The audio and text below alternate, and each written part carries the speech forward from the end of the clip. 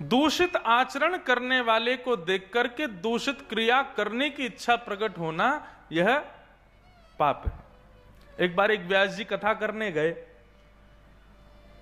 कथा करके लौट के आए तो अपनी पोथी वहीं छोड़ाए जहां पर कथा करने गए थे। पत्नी ने कहा आप तो आ गए, पोथी तो छोड़े आए, पोथी लेके आओ। व्यास जी बोले अरे राम मैं तो भूल ही गया। पोथी लेने दोबारा गए तो एक राजा ने कथा कराई थी। राजा के राजभवन में प्रवेश किया तो मुख्य द्वार पर राजा की बेटी मिल गई। बेटी ने व्यास जी से कहा महाराज जी आपने ऐसी कथा सुनाई, मेरे सारे क्वेश्चनों के आंसर्स मिल गए, मेरे सारी दुविधाएं मेरी नष्ट हो गई, आपने इतनी बढ़िया कथा सुनाई। व्यास जी बोले बेटी तुमने क्या सीखा कथा से, क्या सुना तुमने कथा में? तो बेटी बोली मैंने तो सुभद्रा को अपना गुरु बनाया। व्यास जी बोले सुभद्रा, क्या सीखा सुभद्रा से? बोले सुभद्रा अर्जुन से प्रेम करती थी और विवाह करने के लिए अर्जुन के साथ भाग गई। तो मैंने तो आपकी कथा से यह सीखा कि मैं भी एक से प्रेम करती हूं और उससे विवाह मेरे घर वाले तो करा नहीं रहे, तो मैं भागने वाली हूं। कल को कोई कहेगा तू गलत कर रही है तो कह दूंगी कथा में व्यास जी ने सुनाया था, सुभद्रा भाग गई थी। व्यास जी बोले तुझे और कोई नहीं दिखाई दिया पूरी कथा में? केवल सुभद्रा ही मिली, अपनी काम की चीज मिल गई तेरे को? व्यास जी थोड़े और आगे गए तो राजा का बेटा मिला। बेटा ने कहा अरे आइए आइए व्यास जी, मैं तो आपको धन्यवाद कहना चाहता था, मैं तो ढूंढ रहा था कि आप कहां हैं, मैं तो आपका पता पूछ रहा था कि मैं जाकर के आपको धन्यवाद दे के आऊं, आपने मेरे जीवन की सबसे बड़ी कमी को पूर्ण कर दिया। व्यास जी बोले बेटा तुमने क्या सुना, तुमने क्या पाया मेरी कथा से? बोले मैंने तो कंस को गुरु बनाया।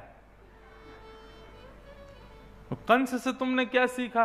बोले कंस से मैंने ये सीखा कि कंस राजा बनने योग्य था पूरी तरह से, लेकिन उसका दुष्ट पिता उग्रसेन उसको राज्य गद्दी नहीं दे रहा था। तो कंस ने बढ़िया किया, बलवान बनकर के बाहर से अपनी सेना लगा करके अपनी पिता को कारागृह में डाल के राज्य गद्दी पर बैठ गया।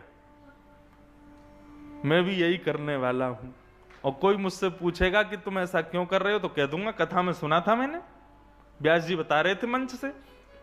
कथा में तो जो सुना जाए सब करने योग्य होता है ना। व्यास जी बोले मुझे चक्कर आ रहे हैं, मैंने कहां कथा सुना दी? भैया मेरी पोथी बता दो, कहां मैं चला जाऊं अभी यहां से? थोड़ी और आगे गए तो राजा की पत्नी मिली, रानी मिली। रानी ने प्रणाम किया, जय हो महाराज जी, आपने तो 7 दिन में मानो हमारी 7 ग्रंथियां खोल दी शरीर की। देवी तुमने क्या सीखा मेरी कथा से? बोले मैंने द्रौपदी को अपना गुरु बनाया। अच्छा तुमने द्रौपदी से क्या सीखा? बोले मैंने द्रौपदी से सीखा कि द्रौपदी के 5 पति थे, मेरा भी एक पति से मन भर गया है तो 1-2 मैंने अपने द्वारपाल को चुन लिया है, एक अपने सेनापति को चुन लिया है, एक अपने महामंत्री को चुन लिया, ऐसे करके 5 ब्याह मैं भी करने वाली हूं।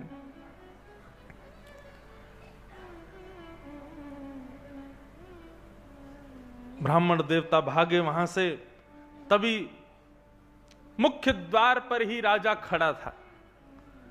राजा ने कहा अरे व्यास जी कथा पूरी हो गई, आप तो घर चले गए थे, फिर कैसे वापस? बोले मैं अपनी पोथी लेने आया था, अब जा रहा हूं, मेरी पोथी दे दो बस। राजा बोला ऐसे कैसे दे दूं, पहले आपका उपकार का धन्यवाद तो कर दूं, मैंने आपकी कथा से बहुत कुछ सीखा। ब्राह्मण बोले तुमने कुछ अच्छा सीखा हो, ये भगवान इसने कुछ अच्छा सीखा हो, बताओ तुमने क्या सीखा? बोले मैंने अपना गुरु दुर्योधन को बनाया। व्यास जी बोले दुर्योधन से तुमने क्या सीखा? बोले दुर्योधन से मैंने ये सीखा कि भगवान शांति प्रस्ताव लेकर के गए थे कि भाई पांडवों को 5 गांव दे दो, लेकिन दुर्योधन ने स्पष्ट बोल दिया सुच्चग्रैव न दास्यामि बिना युद्धेन केशव, सुई के नोक के बराबर जमीन भी बिना युद्ध के नहीं दूंगा। हमें पता है व्यास जी आप अपनी कथा की दक्षिणा लेने आए हो, लेकिन मैं भी दुर्योधन को गुरु बनाए बैठा हूं, बिना युद्ध के 1 रुपया नहीं दूंगा। युद्ध कीजिए और अपनी दक्षिणा लेके जाइए। व्यास जी बोले, जान बची सो लाखों पाए, लौट के बुद्धू घर को आए। भागे वहां से, बोले मुझे नहीं चाहिए दक्षिणा, बस आप लोगों को कथा सुना दी, यही मेरे लिए बहुत बड़ी दक्षिणा है। अब पता नहीं यमराज मेरा क्या हाल करेंगे। ये बात आप सच मानिएगा, यदि व्यास ने कथा सुनाई और सुनने वाले लोगों ने उसका गलत अर्थ निकाल करके अपने जीवन में उपयोग किया, तो दंड उसको नहीं मिलेगा, दंड सुनाने वाले को मिलेगा। इसलिए भैया, ये राजा रानी और इनके बालकों की तरह कथा में मत आना। यहां तो कथा रावण की भी सुनाई जाएगी और राम की भी सुनाई जाएगी, कुछ गुण रावण के भी बताए जाएंगे, और कहीं कहीं पर दुर्गुण के रूप में उग्रसेन आदि के भी दुर्गुण बताए जाएंगे। आपको स्वीकार नहीं करना है, अपने बुद्धि विवेक से बैठना है। मेरे योग्य क्या है, मुझे क्या करना है, इसका पूर्ण विचार करके बैठना है। आचरण किसका करना चाहिए? आचरण सदैव उसका करना चाहिए जिसके आचरण से, जिसके स्वभाव से, जिसके दर्शन से भगवत प्रीति और ज्यादा बढ़ती हो। आहा, अनंत बलवंत श्री हनुमंत लाल जब लंका जाते हैं,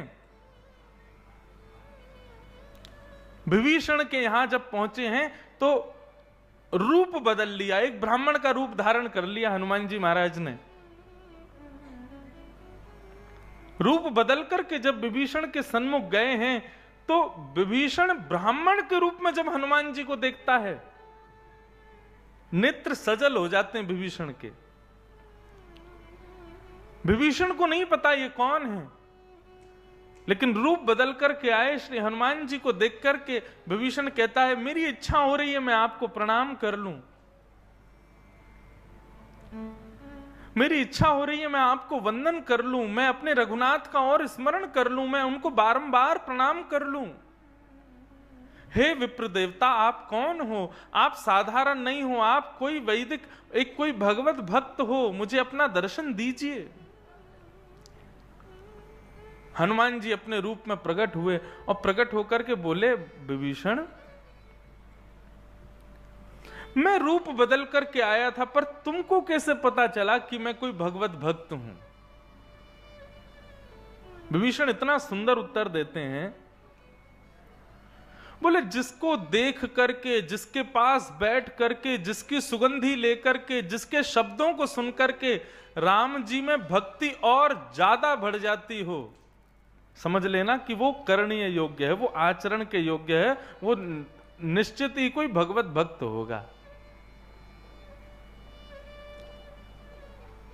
भगवत भक्त की पहचान केवल तिलक लगाने से, केवल गले में माला पहनने से, केवल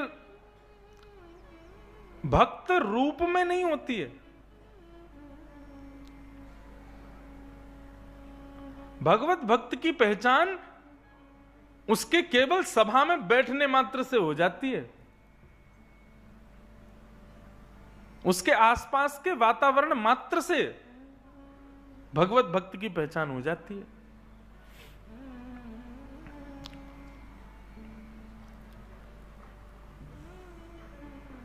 कौन कौन से पापी कथा सुनने से मुक्त हो जाते हैं? जब ये प्रश्न किया नारद जी ने,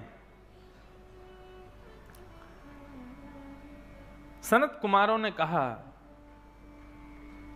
सब प्रकार के पाप करने वाले, चाहे कितना भी बड़ा पाप हो, चाहे महापाप हो, यदि वो कथा श्रवण कर ले, सप्ताह कथा की विधि को जान करके कथा श्रवण कर ले, तो वो पुनंतिते, वो पवित्र हो जाता है। लेकिन बंधुओं, एक मेरी बात सुनिएगा, यदि कथा सुनने से व्यक्ति के पाप नष्ट हो जाते हैं, तो चोरी चोरी कर लेगा, चोर चोरी करेगा और आके फिर कथा सुन लेगा, उसके पाप तो ऐसे ही नष्ट हो जाएंगे। डाकू डकैती डालेगा, फिर आके कथा